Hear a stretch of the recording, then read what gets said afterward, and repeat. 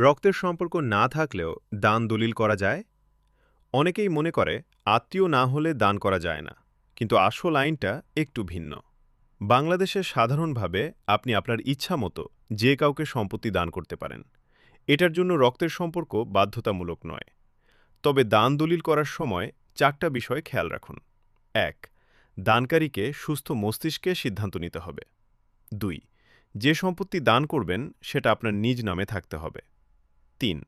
দলিলটা অবশ্যই নিয়ম মেনে রেজিস্ট্রি করতে হবে। ৪. যাকে দান করছেন সে দান গ্রহণ করেছে, এটা প্রমাণ থাকা দরকার। আর একটা গুরুত্বপূর্ণ কথা, কেউ যদি জোর করে, ভয় দেখিয়ে বা প্রতারণা করে দান করিয়ে নেয়, তাহলে সেই দলিল পরে বাতিল হতে পারে। তাই দান দলিল করার আগে আইনজীবীর পরামর্শ নিন।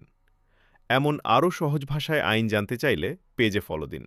আর কমেন্টে লিখুন দান দলিল। আমি পুরো প্রসেস ধাপে ধাপে বুঝিয়ে দিব।